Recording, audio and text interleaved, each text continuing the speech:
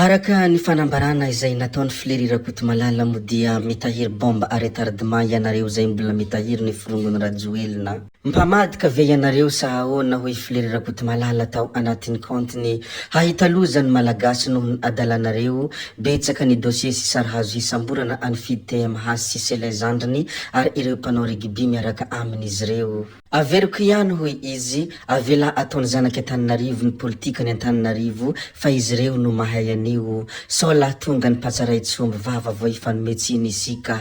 Aminay dia mpamadika na mamadika ny tolona izay nataony vahoaka ny mbola tsy samborana azy ireo miaraka amin'ny Andriamatoa Augustin Andriamananoro. Jereo tsara hoe izy fa manomboka mipoitra ry zalahy sanareo ve mpamadika hoe izy hatrany raha nametraka ny fanontaniana ny filohanay no manjary mahazo ompa amin'io zava-mitranga io.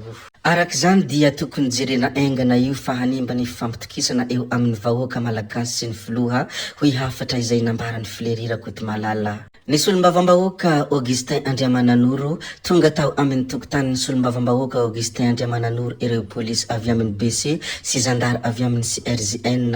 Ny antondia mo dia hanatanteraka ny perquisition tamin'ny 9 ora sasana hariva teo no nitranga izany zavatra izany. Fantatra fa resaka atteinte à la sûreté de l'État et tentative de déstabilisation no iampangana azy. Araka ny loharanom-baovao izay nambarany journal télévisé mo dia tsy tao antrano ny solombavambahoaka Augustin Andriamananoro izay niala tao antokan-trano efa tamin'ny maraina tokony ho tamin'ny 5 ora sasany ary mbola tsy tafaverina hatramin'ny io fotoana voalaza io. Ny vadiny sy ireo mpiara-miasa kosa ny tao antranony tamin'io fotoana io niatrika ny perquisition izay ho tanterahana. Andriamatoa Paulo Emilio mo dia nitondra fanazavana ny mikasika ny perquisition.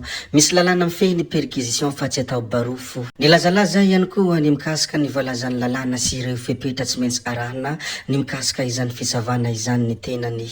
Ny tombo tatoato ny tranga fisavana izay natao teny amin'ny tokantrano sy toeram-piasana isan-karazany manerana ny firenena. Tranga maro anefa no hitarenany ireo olona ny harany izany noho ny filazana fa tsy hajaina ireo fepetra ara-dalàna izay mifehy ny fisavana ka mitarika ahia momba ny fanararoatam-pahefana sy ny fanitsikitsahana ny fiainana manokana na violation de la vie privée. Manoloana izany toe-draraha izany mo dia nitondra fanazavana ara-pitsarana i Andriamatoa Paulo Emilio Raholoanarivo ilay juriste publiciste docteur en droit public et sciences politique ny mba ampahafantarana ny vahoaka ny fomba ara-dalàna sy ireo fepetra tsy maintsy arahana amin'izany fanaovana fisavana izany. Ndeha mo arantsika ny fanazavana izay noentiny Andriamatoa Paulo Emilio Raholoanarivo ny mikasika ny fepetra tokony arahana sy ny fomba ara-dalàna ny mikasika ny fanaovana perquisition na ny fisavana.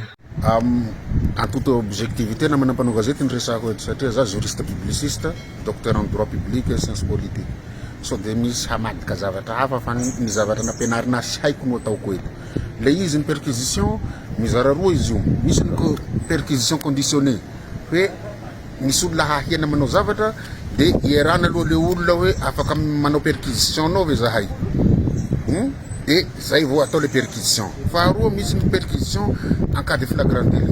Efa tratra zany le olona hoe misy zavatra nataony de sisy fiarana tsony fampanaovana sy ny police judiciaire fa tonga de manome taratasy ny avy any amin'ny fitsarana tonga de idirana le tranon'le olona satria fa nisy acte nataony nisy zavatra natratrarana azy ambody omby de tsy lana ny fampiarana le izy. Ny perquisition tompoko de tsy maintsy misy police judiciaire manao le PV ary le PV de tsy maintsy omena ny olona nanaovana perquisition de mitondra le solotenan'ny fanjakana amin'ny alalan'le police judiciaire zay nomeny procureur avy amin'ny fampanaovana hanao le perquisition.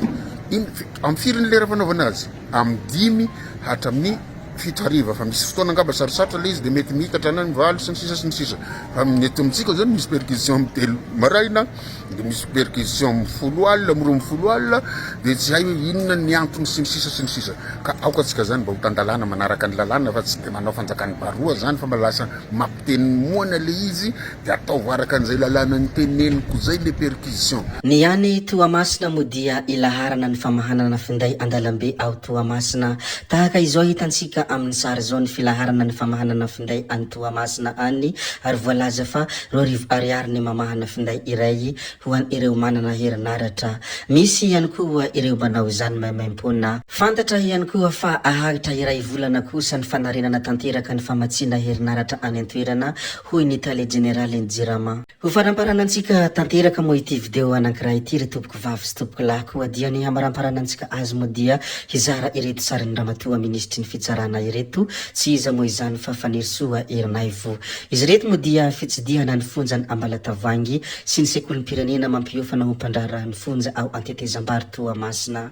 Tamin'ny ity fotoana ity moa dia taorian'ny fitsidihana ny lapan'ny fitsarana dia nizotra ny fonjany Ambalatavangy indray ny mpitahiry ny fitomboka sem-panjakana ministry ny fitsarana sy ireo mpiara-miasa aminy. Zay moa no namarana ny videontsika ry tompoko vavy sy tompoko lahy koa dia mankasitraka anareo na vitany heno hatramin'ny farany ary mbola manentana anareo foana ny mbola hanaraka ny video manaraka izay alatsaka hiato misesisesy zay fa tsy halavenay resaka hametra beloma izahay veloma vetivety fa tsy hoe akory veloma mandrakizay amin'ny manaraka indray no manao ny misimisy veloma ary tompoko lahy veloma tompoko vavy.